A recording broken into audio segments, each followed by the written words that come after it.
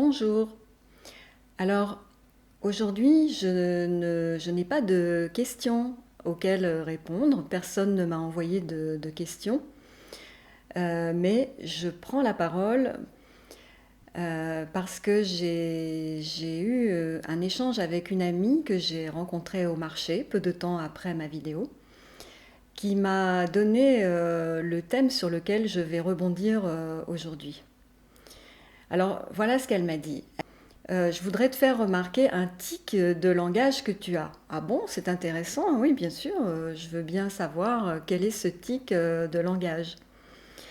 Et alors, elle me dit, eh bien, tu répètes sans arrêt, à tout bout de champ, tu répètes tout le temps, vous comprenez? Vous comprenez?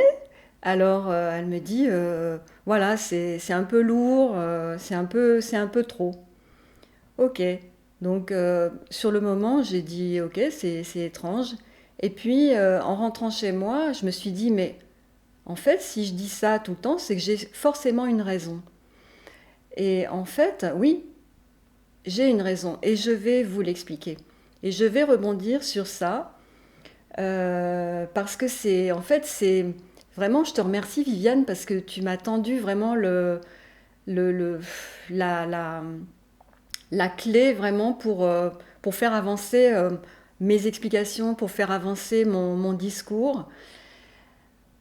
En fait, si je dis tout le temps vous comprenez, c'est parce que j'ai le sentiment de vivre en permanence en étant plongée dans un monde où les gens comprennent tout à l'envers, où les gens voient le monde à l'envers.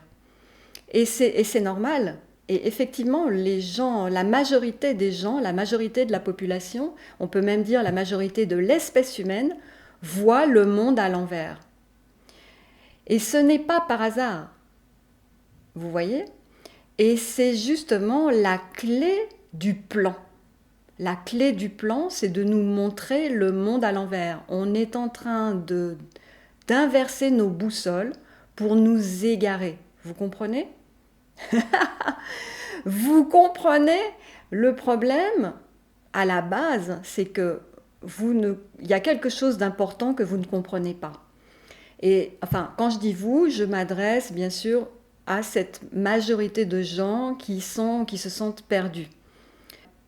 Ce que vous devez comprendre, ce que vous ne comprenez pas et ce que vous devez comprendre, c'est que quelque chose vous échappe. C'est qu'il y a quelque chose que vous ne comprenez pas. Vous voyez? Et en fait, donc je propose d'essayer de vous ouvrir les yeux sur ce que vous ne comprenez pas. Alors, qu'est-ce qu'il faut comprendre? Ce qu'il faut comprendre, c'est que dans toute cette affaire, la médecine est moteur. On est bien d'accord. La médecine est moteur, moteur et décideur. Décideur parce que moteur.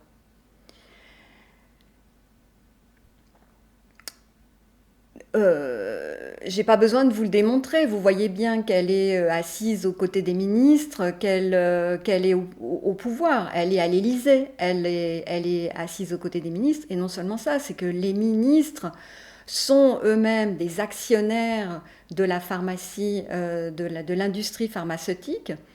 Et donc, ils sont jugés partis, si vous voulez. Ils sont là pour vous vendre leur camelote. Ce sont des marchands, ce sont des commerçants. Je vais même plus loin. Je prétends que ces gens sont les plus grands trafiquants de drogue au monde. J'en ai parlé dans des précédentes vidéos. Je l'ai dit précédemment, je l'ai démontré, parce que les médicaments sont des drogues. Personne ne peut me dire le contraire.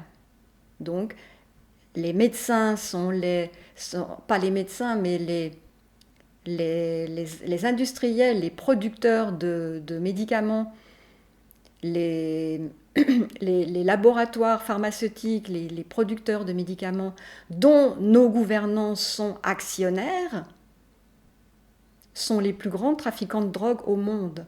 Ce sont des mafieux. Vous comprenez ça? Est-ce que vous comprenez?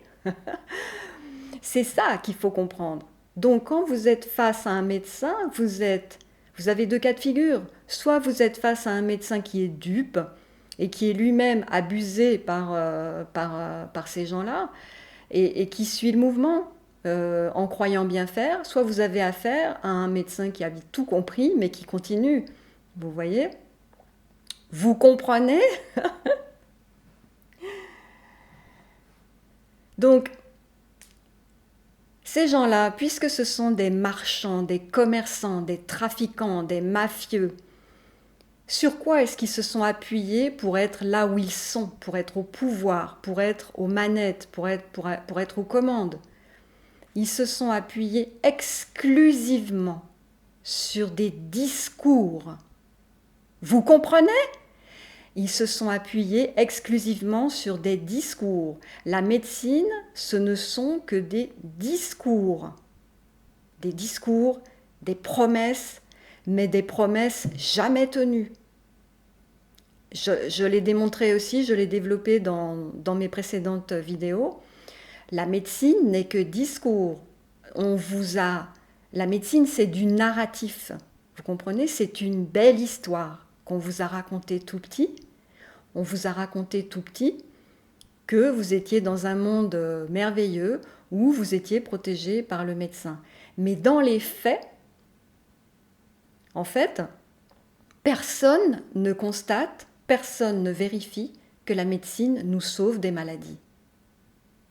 Mais comme nous sommes complètement manipulés mentalement dès notre plus tendre enfance par l'affirmation très très tonitruante, très forte que la médecine est formidable, est une sauveuse, eh bien nous n'arrivons pas à voir, et là je parle de moi-même, hein, j'ai mis très longtemps à comprendre ça, nous n'arrivons pas à admettre, à accepter le fait que la médecine ne fonctionne pas, même si nous le voyons sous nos yeux, nous voyons bien qu'elle ne nous soigne pas, mais nous n'arrivons pas à admettre qu'elle ne marche pas.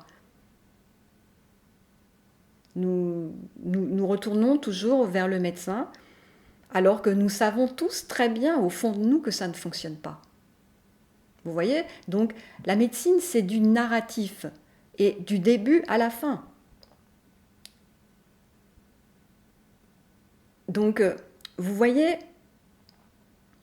actuellement, ce que nous vivons actuellement, c'est du narratif. Rien de tout ça n'est vrai. Tout ce qui nous est raconté dans les médias, alors les médias aussi sont complices de tout ça, puisque les médias sont tous la propriété des plus grands milliardaires, des plus grands banquiers au monde. C'est eux qui tiennent les médias, donc c'est eux qui font le discours. Vous voyez, tout ça, ça marche ensemble. C'est une clique, c'est une tribu là, c'est des copains ensemble, qui sont complices entre eux pour organiser tout ça contre nous. Et donc actuellement c'est du narratif, mais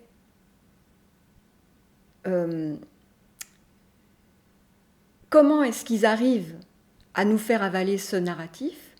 Eh bien c'est parce que ils sont dans le narratif depuis le début. Ça fait 150 ans qu'on nous raconte des histoires. Donc si vous voulez, nous on est complètement habitués à écouter les histoires et à les croire. Vous voyez, c'est comme un enfant qui vient au monde avec des parents qui sont menteurs, des parents menteurs tout simplement. Eh bien, l'enfant, comme il a affaire à des parents, eh bien, il croit ses parents. Même si, vous voyez, je vais vous donner un exemple. Quand j'étais enfant, j'avais quand même du bon sens un petit peu. Et puis, j'habitais dans un HLM et il n'y avait pas de cheminée dans notre appartement. Et un jour, j'ai dit à ma maman, mais je comprends pas, parce que tu me dis que le Père Noël, enfin, tout le monde dit que le Père Noël, il vient par la cheminée, mais chez nous, il n'y a pas de cheminée. Alors comment ça se fait que le Père Noël, il vient chez nous? Et ma mère, comme elle ne savait pas quoi répondre, elle n'était pas très futée, ben, elle m'a dit, ben, il vient par le radiateur. Vous voyez? Et moi, je me souviens bien que quand j'ai entendu ça, j'ai été assez perturbée en fait, parce que j'étais pas bête, et je me suis dit, concrètement, le Père Noël, il peut pas passer par le radiateur. Mais je n'ai pas discuté la chose. Je me suis dit, bon, il doit y avoir quelque chose que je ne comprends pas, il doit me manquer un élément. Vous voyez? Eh ben, pour nous, c'est pareil. On nous raconte que le Père Noël passe par le radiateur et on le croit parce que c'est le gouvernement qui le dit. Mais le gouvernement... Regardez, je vais vous donner, faire encore une autre parenthèse. Soyez logique. Regardez, aux dernières élections, et puis ça fait un demi-siècle que c'est comme ça, il y a de moins en moins de gens qui votent aux élections, à toutes les élections. Il y a de moins en moins de gens qui votent. Pourquoi? Parce que moi j'entends ça partout, hein, parce que les gens n'ont plus confiance. Les gens n'ont plus confiance dans les élections, ils n'ont plus confiance dans les politiciens. Ils disent tous que tous les politiciens sont véreux, sont malhonnêtes, sont corrompus, donc on s'en fiche, on ne vote plus. Vous voyez? Donc basiquement, on n'a plus confiance dans le gouvernement. Mais dès qu'il s'agit de médecine, on est à genoux devant et on écoute tout ce qu'il dit. Et on tremble devant lui et on fait tout, on lui obéit. Enfin, franchement, mais ouvrez vos yeux. Vous voyez? Donc, euh, pour revenir sur le thème du narratif, quand on a inventé cette chose-là, là, que moi je vais appeler le machin, hein, vous voyez, quand je dirais le machin, ça voudra dire ça, d'accord? Quand je dirais machiner, ça voudra dire ça, ok? Et quand je dirais machination, ça voudra dire ça.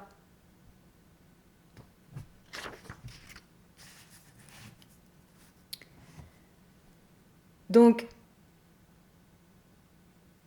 il suffit de lire les bons livres, il suffit de lire des livres comme celui-ci, Un bon pasteur, point d'interrogation, l'air de dire j'en doute. Hein. Une biographie et puis aussi une prise de recul sur la vie de Pasteur. Et en fait, une fois qu'on a fini de lire ce livre, mais on ne voudra plus jamais se faire machiner, n'est-ce pas? Vous avez aussi un autre livre que je n'ai pas parce que je l'ai prêté et qu'on ne me l'a pas rendu, qui s'intitule Pour en finir avec Pasteur, vous voyez? Alors, dites-vous bien une chose aussi, rien n'est fait par hasard. Et si on a choisi un monsieur qui s'appelait Pasteur pour faire ça, vous voyez, c'est parce que dans son nom, il y avait une symbolique énorme. Voilà, cet homme-là, on est allé le voir, tous ces mafieux-là, ils sont allés le voir et ils lui ont dit, ben, vous allez dire ça, vous allez faire ça, et vous allez voir, on va vous suivre, les gens vont vous suivre. D'autant plus qu'à cette époque, il n'y avait ni télé ni radio, on était au 19e siècle, et il suffisait de faire paraître quelques fausses quelques faux résultats d'expérience dans une revue médicale, et puis c'était tout pour pouvoir faire passer les choses. Et puis après, ce sont les, les ministres qui ont pris le relais et qui ont fait des lois pour obliger le peuple à subir ça. C'est aussi simple que ça. Alors, un bon pasteur, donc je vous dis quand même les auteurs, un bon pasteur c'est Marc Averrousse. Et pour en finir avec Pasteur, c'est Éric Ancelet, je crois. Oui, c'est ça. Éric Ancelet, c'est un vétérinaire. En fait, quand on est... comment vous dire? Personne n'est contre les machins. Personne n'est contre ça. Quand on est pas d'accord pour se faire machiner, n'est-ce pas? C'est pas parce qu'on est contre, c'est parce qu'on est conscient qu'en fait, la machination, ça n'existe pas. Oui, j'ose l'affirmer, ça n'existe pas. Et je mets au défi quiconque de me prouver que ça existe, de me prouver que ça a un résultat, de me prouver que la machination a fait reculer des maladies. Et la vérité, c'est même le contraire. Scientifiquement, ça n'a jamais été démontré et ça ne pourra jamais l'être, pour la simple raison que c'est un acte qui se pose en amont de la maladie. Vous voyez? Donc si ça se pose en amont de la maladie, on ne peut rien démontrer. Après, si vous me dites, statistiquement, c'est démontré, non, justement, les statistiques nous disent que non, que ça ne fonctionne pas. Les statistiques nous disent que parmi les gens malades, il y a autant de gens machinés que de gens pas machinés. Et parmi les gens pas malades, il y a autant de gens machinés que de gens non machinés. Vous voyez? Rien ne nous prouve que ça marche. Donc, vous voyez, en réalité, il suffit d'aller voir la composition de ça, du machin. Vous allez voir la composition. Personne ne le fait. Tout le monde fait ça en toute confiance. Mais pourquoi en toute confiance? Uniquement sur des discours, aucune vérification. Il suffit d'aller voir la composition pour comprendre que les machins sont de pur poison. Ce sont des poisons. Il y a des choses dedans, mais c'est à tomber à la renverse. Vous avez de l'acide chlorhydrique, de la morora et compagnie. Des choses qui détruisent, qui rendent stériles, des choses qui rendent autistes, et c'est même écrit dans la notice. Tous les effets secondaires qui ne sont pas secondaires, qui sont primaires, tous les effets des machins, c'est à partir en courant. Et c'est même écrit dans les notices que ça ne marche pas, que la machination n'est pas efficace à 100%, qu'il n'y a aucune certitude, aucune garantie que ça va fonctionner. Vous vous rendez compte? Donc, en clair, quand vous machinez votre enfant, vous l'empoisonnez en croyant le protéger. Et après, il a des maladies, et on attribue les maladies, on met les maladies sur le compte d'autres choses, sur le compte de la malchance, etc. Mais à votre avis, pourquoi est-ce que, et les courbes le prouvent, le montrent, pourquoi est-ce que les maladies dégénératives ne font que proliférer depuis qu'on machine? C'est quel hasard, vous voyez, les courbes sont parallèles. Pourquoi est-ce que les cancers, pourquoi est-ce qu'il y a une flambée de cancers et qu'il y en a dans toutes les familles? Eh bien, c'est depuis qu'on machine. Ah, quel hasard, hein? Vous voyez? Donc, en réalité, je vous ai fait des petites images pour bien vous faire comprendre. Un machin, c'est ça. C'est un empoisonneur. Vous pouvez mettre égal entre les deux là. Égal ça, égal ça. Et la médecine, elle nous la joue avec son discours. Elle nous recouvre ça de ça. Elle nous dit que ça, en réalité, la réalité c'est ça. Et elle, dans le narratif, elle nous dit que c'est ça. Et nous, comme nous sommes dociles, dupes et crédules, nous croyons que nous allons faire cela, que nous allons faire intervenir ce personnage sur notre enfant. Alors qu'en réalité, c'est ça. Vous voyez? Vous comprenez?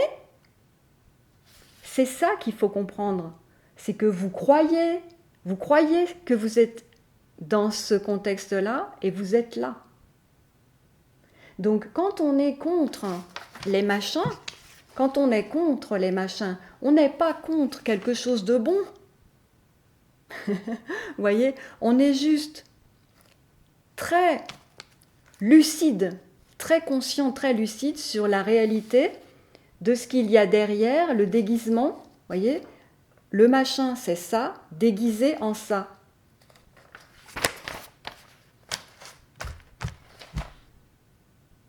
Et si vous croyez à ce que je vous dis, eh ben, après vous reprenez tout l'historique et vous allez voir, vous allez vous dire, mais effectivement, ça pourrait tout expliquer. Ça pourrait expliquer pourquoi la flambée des maladies dégénératives. La flambée, c'est plus qu'une flambée, c'est l'espèce humaine est en train de disparaître. L'espèce humaine est en train de crouler sous les maladies dégénératives. Ça pourrait expliquer la flambée des maladies dégénératives, et quand on sait que les maladies infectieuses, donc bactériennes, virales, viennent toujours se greffer sur des terrains dégénératifs, voyez, eh bien voilà pourquoi. Ça, c'est le véritable lien de cause à effet, c'est-à-dire machin, maladie dégénérative, machin et médicaments, hein, médecine chimique. Je ne parle pas de la chirurgie, hein, c'est autre chose, je parle de la médecine chimique. Dans l'ordre chronologique et dans l'ordre de lien de cause à effet, machin, maladie dégénérative, maladie infectieuse, virale. Vous voyez? Donc, la réalité, c'est que alors lui là, celui dont on parle, celui qui, l'épouvantail à moineaux qui effraie le monde, hein, alors moi je vais l'appeler, je vais lui donner aussi un autre nom, je vais l'appeler sac à puce, hein, comme ça c'est un peu rigolo, on va s'amuser. Donc le sac à puce, lui, qu'est-ce qu'il vient faire, d'où il vient, quelle est son origine. Il est même pas, moi je cherche même pas à savoir s'il vient d'un laboratoire ou s'il est arrivé accidentellement. La vraie origine du sac à puce, eh bien c'est le déploiement de la médecine chimique, des médicaments chimiques, y compris des machins. D'accord ? Vous comprenez? Voilà, c'est tout, c'est aussi simple que ça. Et nous, on nous la joue à l'envers. On nous dit que dans l'ordre chronologique, il y a d'abord un virus qui apparaît comme ça, qui tombe du ciel, hein, ou qui vient de l'enfer. Et donc, conséquence, nous devons nous machiner. Vous voyez ? Donc on nous la joue à l'envers, et en fait, le sac à puce, c'est un épouvantail à moineaux pour nous faire peur et pour nous faire nous jeter nous-mêmes dans la gueule du loup. Alors vous allez me dire, pourquoi est-ce qu'on se sert des mensonges? Ben, on se sert des mensonges parce que c'est bien plus économique que de nous tuer par balle, vous voyez, ou de nous gazer. Regardez, on est dans les mêmes stratégies. Actuellement, là, pendant que je parle, il y a un plan de machination qui se prépare massivement sur tous les grands parcs sportifs, les parcs, le parc des Princes à Paris et d'autres grands parcs sur les grandes villes.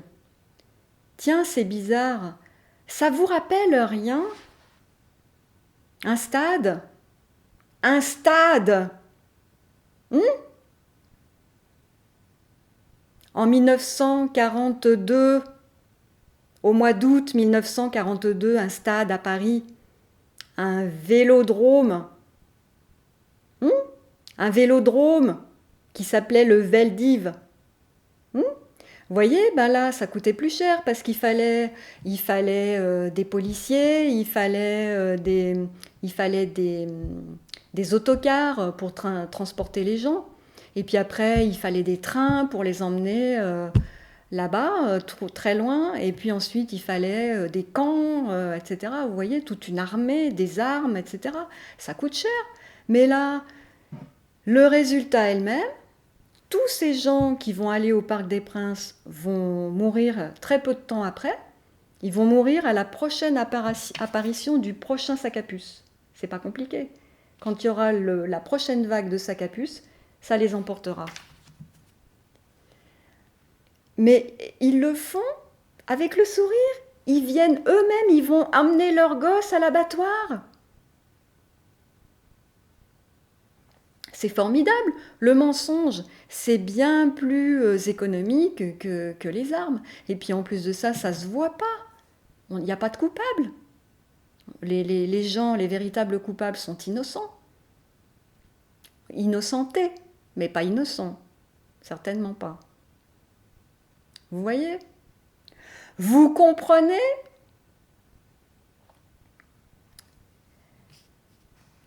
Donc en fait, la médecine, si vous voulez, je vais repartir au départ. La médecine, elle est moteur. Elle est moteur parce que, en fait, c'est un passeur. La médecine, elle n'a pas d'objectif en soi, si vous voulez. C'est une armée de soldats qui est un sous-groupe du plan, de la mafia du plan. C'est un sous-groupe. Elle est utilisée en tant que quoi? En tant que passeur. La médecine, c'est un passeur. Vous voyez? C'est celle qui nous prend par la main et qui nous passe d'un monde à l'autre. Du monde du réel au monde de l'irréel. Du monde de la santé au monde de la maladie et voire même maintenant nous allons carrément à la mort. Donc si j'insiste tant, alors j'ai aussi alors le deuxième élément, si vous voulez, qui me permet qui va alimenter cette vidéo après l'élément de la remarque de Viviane sur parce que je dis tout le temps, vous comprenez, c'est une lettre de mon ami Andreas. Il me dit, en dénonçant aussi frontalement la médecine, tu ne vas pas te faire des amis. L'air de dire, laisse tomber, renonce, c'est trop compliqué. Mais Andreas, oui, je comprends que tu me dises ça. Mais si je le fais malgré tout, mais je le sais très bien que je ne me fais pas des amis, mais si je le fais malgré tout, c'est parce que c'est la seule façon de sortir du piège. C'est la seule et unique porte de sortie de ce problème. La porte de sortie, ce n'est pas les manifestations. Vous voyez bien, ça ne marche pas, les manifestations. La porte de sortie, ce n'est pas non plus les procès. Ce ne sont pas les procès, vous verrez. Ces gens-là s'en sortiront toujours. La seule façon de sortir de cette problématique, c'est de lâcher la main du passeur qui nous a pris la main et qui nous emmène quelque part. C'est de lâcher sa main.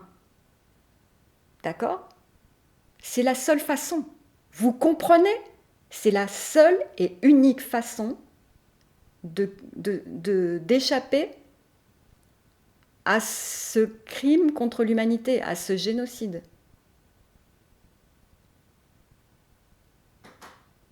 Réfléchissez, c'est comme vous voulez, c'est la seule façon. Et ça se fait, cette décision-là, elle se prend collectivement, mais d'abord individuellement. La première chose à faire, c'est de lâcher la médecine. Je le dis haut et fort. Je n'ai pas cessé de le dire depuis, ça fait 30 ans que je le dis. Et tu sais, Andreas, je n'ai pas peur parce que ça fait 30 ans que tous mes amis m'abandonnent à cause de ça. Pas tous, mais beaucoup.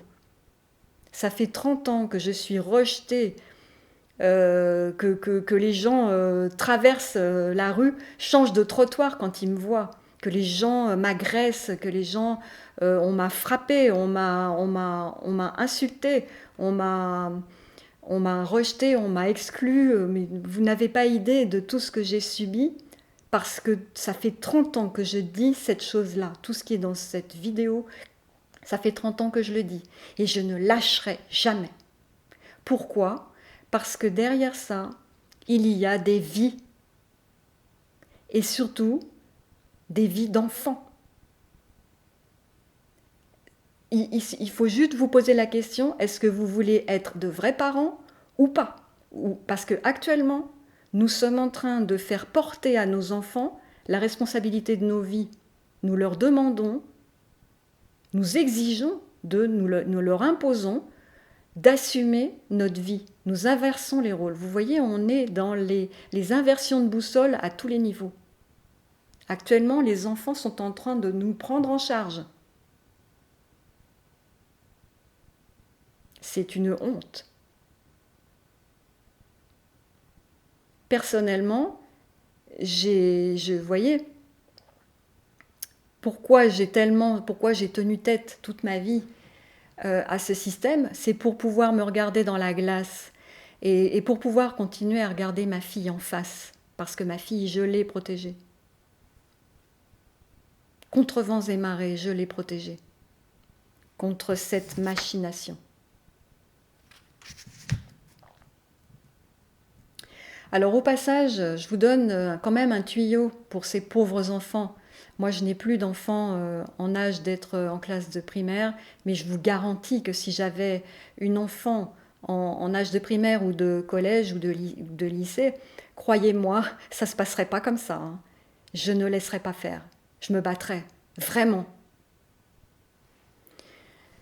Parce que voilà, on est mère ou on ne l'est pas. Si on fait des enfants, c'est pour les protéger, c'est pas pour leur demander de nous porter. Donc je vais quand même vous donner un tuyau pour ces pauvres enfants, c'est que à l'école, ils n'ont pas le droit de leur interdire de boire. Donc ce que vous faites, vous leur mettez une petite bouteille d'eau d'un demi-litre, vous leur mettez une petite bouteille d'eau dans le cartable, et l'enfant, il met la bouteille d'eau au coin de sa table. Une institutrice qui lui interdit de faire ça, elle est condamnable. Hein. C'est la prison. Je veux dire, on n'a pas le droit d'interdire à quelqu'un de boire. Donc, vous lui mettez une petite bouteille d'eau au coin de la table, et puis, chaque fois qu'il a envie de respirer, il enlève son masque pour boire, puisqu'on a le droit de baisser son masque pour boire. Vous voyez comme là vraiment, j'ai vraiment de la colère, je veux dénoncer des choses vraiment criminelles. C'est qu'on autorise les gens à baisser leur masque pour fumer, mais expliquez-moi en quoi fumer est essentiel. C'est pas vital, c'est pas une nourriture. Et on interdit aux enfants de respirer. Mais au secours!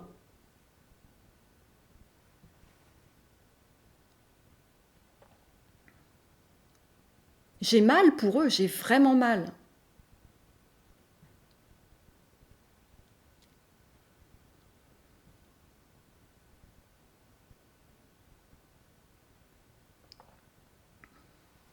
Alors je vais vous lire la suite de la lettre de Andreas parce qu'elle elle va quand même dans mon sens. Merci Andreas. Et elle donne une information. Donc en dénonçant aussi frontalement la médecine, tu ne vas pas te faire des amis. Cependant, je souscris pleinement à ton opinion sur la médecine commerciale actuelle. C'est un énorme business qui repose en fin de compte sur notre peur de la mort. Mais oui, La peur de la mort, c'est l'épouvantail. Enfin, la peur de la mort résulte de l'agitation de l'épouvantail. Le sac à puce. C'est un énorme business qui repose en fin de compte sur notre peur de la mort, pathétique.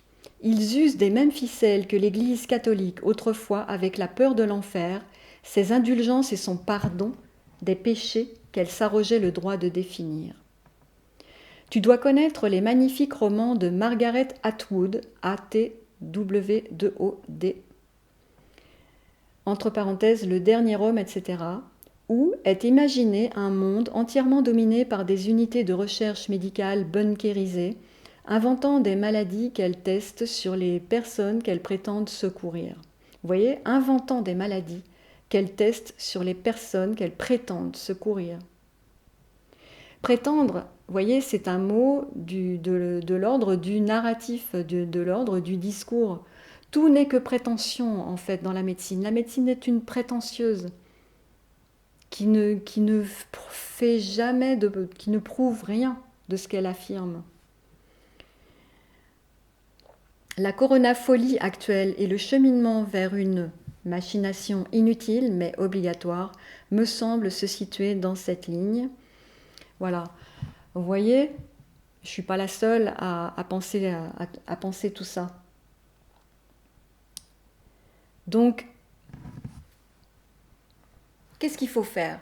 Il faut juste, je viens de vous dire, lâcher la main de maman médecine qui nous prend par la main et nous emmène en nous donnant un bonbon, vous savez, en nous racontant des histoires. Elle nous emmène au bord du précipice. Elle va nous pousser dans le vide. C'est elle qui va le faire. Et en fait, elle va nous pousser à le faire nous-mêmes. Elle va nous pousser à nous suicider. Franchement, mais c'est un rituel de suicide collectif, le Parc des Princes. C'est un rituel de suicide collectif. Ça vous rappelle rien?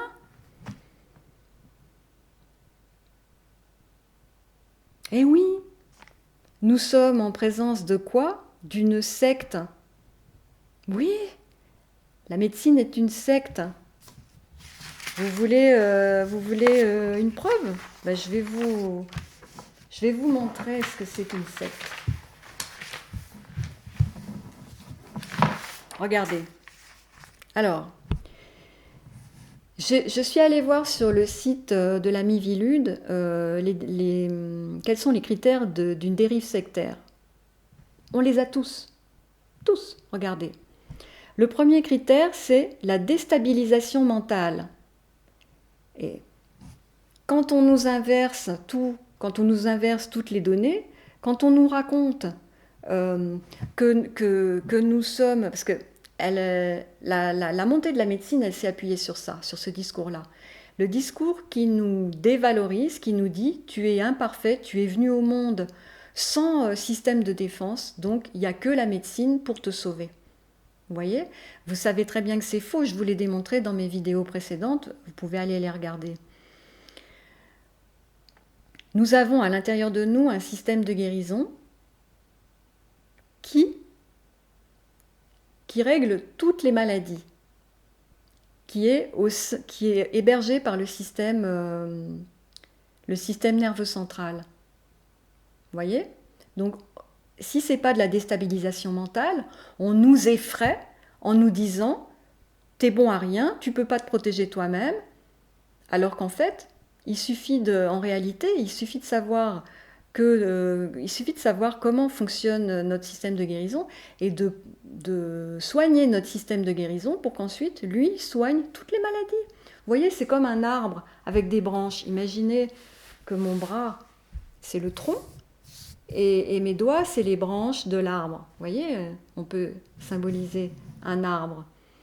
Bon, imaginons que tout ça, toutes ces branches, c'est des maladies différentes. Ça, c'est une maladie virale, n'importe laquelle. Ça, c'est une maladie bactérienne. Ça va être du diabète, et toutes sortes de maladies dégénératives. Vous voyez, l'autisme et même les maladies mentales, tout ce que vous voulez. Eh bien, elles ont toutes un tronc commun.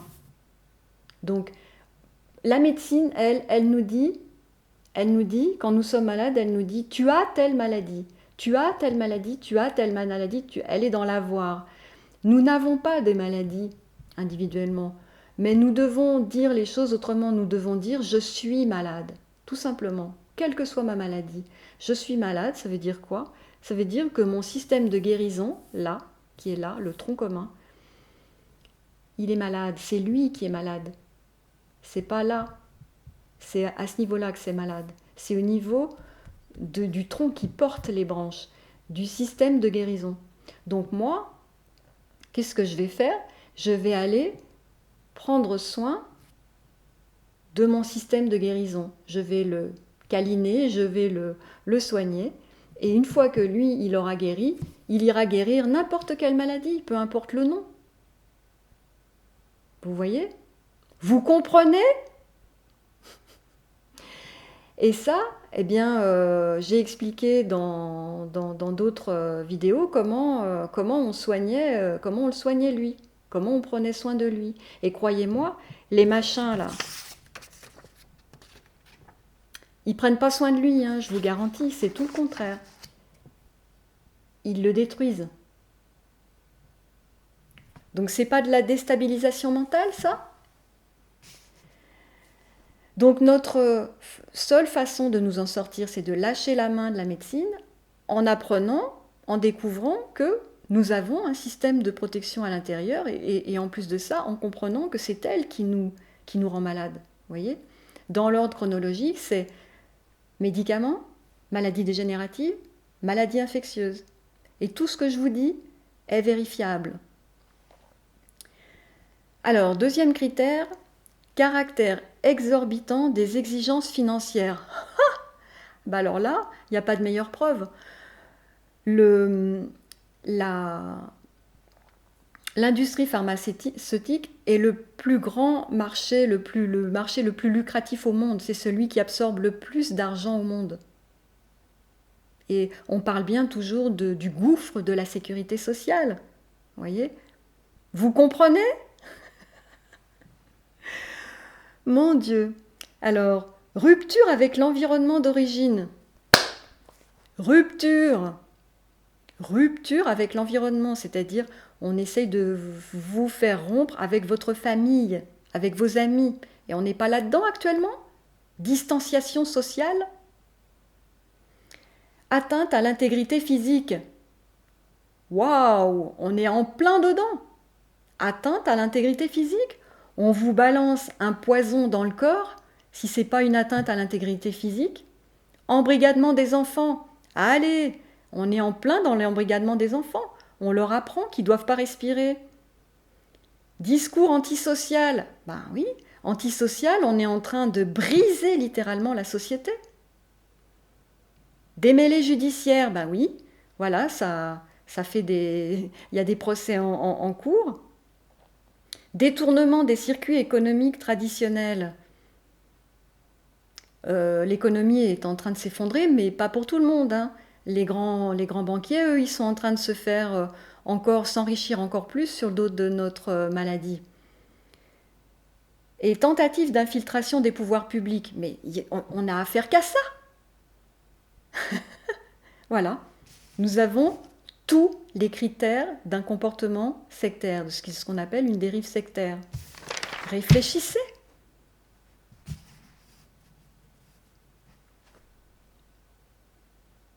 Jusqu'où? Jusqu'à quand?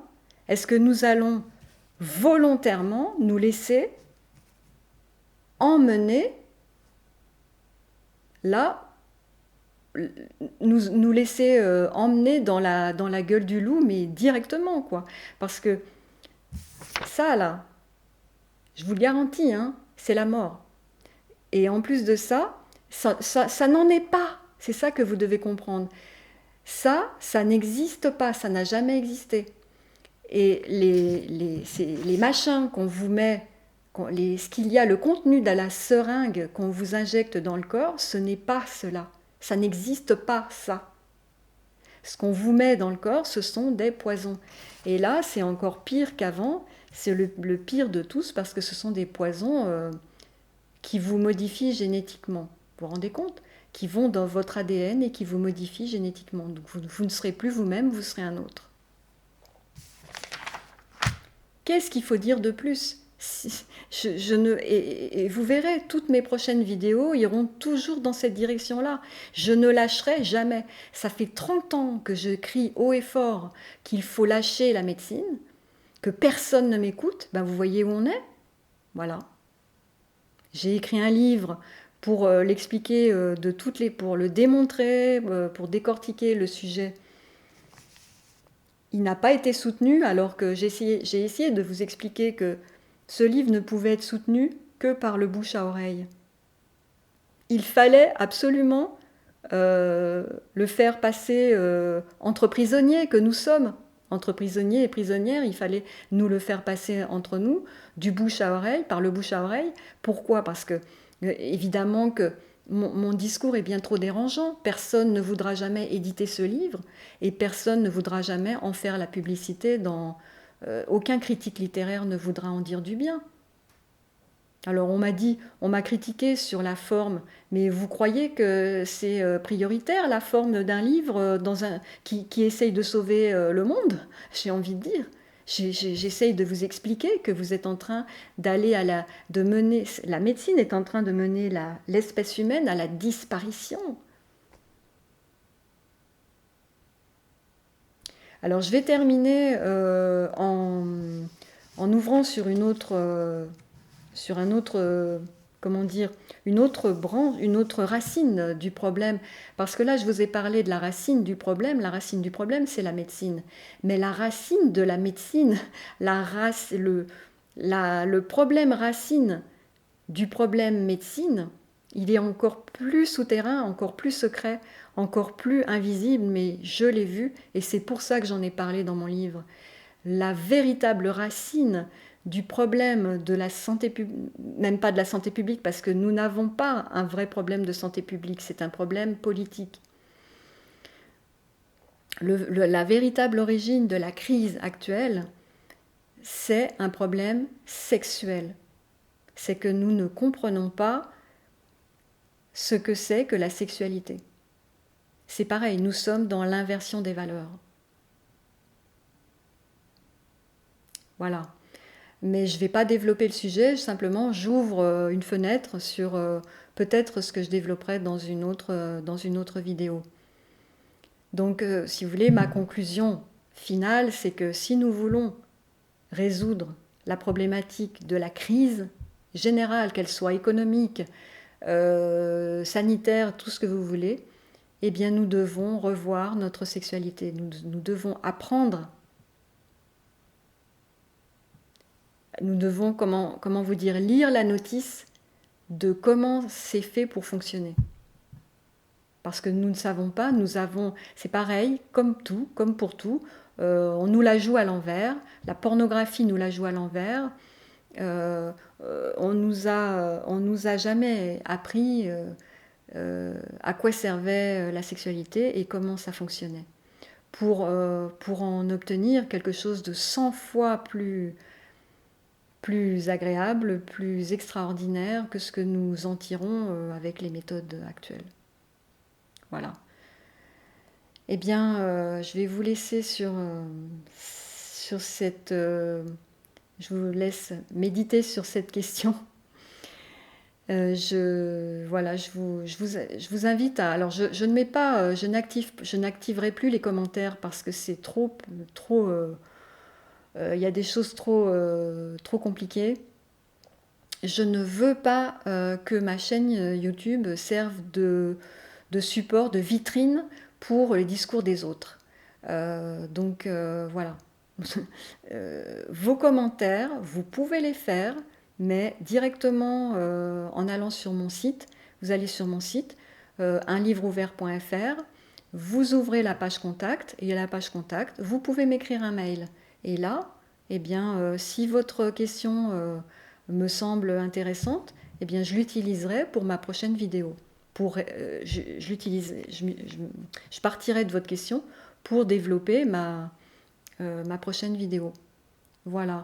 Donc, je ne ferme pas la communication avec vous, simplement je ne la mets pas en vitrine. Je me la réserve, je me la réserve.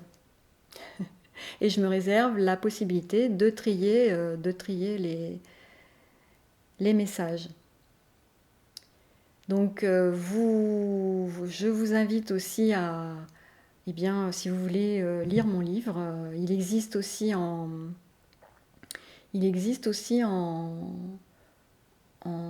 numérique.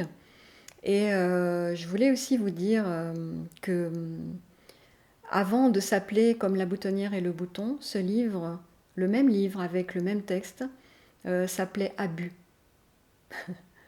Vous voyez, il s'appelait Abus parce que c'était pour moi le thème central du sujet qu'il développait. C'est-à-dire que en fait, toute notre société est construite sur des abus de confiance. La médecine est un abus de confiance et la sexualité est un abus de confiance aussi. La sexualité de la façon dont elle est pratiquée le plus couramment. Alors le thème est développé dans le livre. Voilà. Vous voyez, si je mets la photo de la petite fille à côté de mon visage, vous pouvez aisément reconnaître mon visage. C'est une photo de moi quand j'avais 5 ans. Regardez bien l'expression de mon regard. Quand j'avais 5 ans, j'avais déjà une pleine conscience que je vivais dans un monde de fous. Et mon regard disait au monde, mais vous êtes fous, arrêtez. Vous voyez, mon regard criait au monde que tout n'était que abus. Et j'ai changé de titre parce que beaucoup de gens ont cru que c'était une histoire d'inceste. Et donc et puis c'était un repoussoir, personne n'avait envie de lire ce livre. Et pourtant, croyez-moi, il était en avance sur son temps, ce livre. Vous voyez, j'étais trop en avance sur mon temps. Je prédisais tout ce qui arrive maintenant.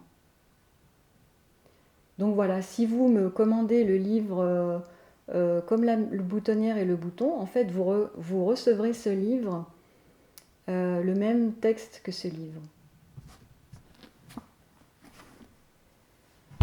Vous pouvez aussi, si c'est trop cher pour vous, vous pouvez l'acheter en numérique, il ne coûte que 5 €. Voilà. Eh bien, j'ai hâte de lire vos questions, vos commentaires, vos critiques aussi sur cette vidéo. Allez, prenez bien soin de vous, soyez courageux. Et puis, à bientôt, j'espère.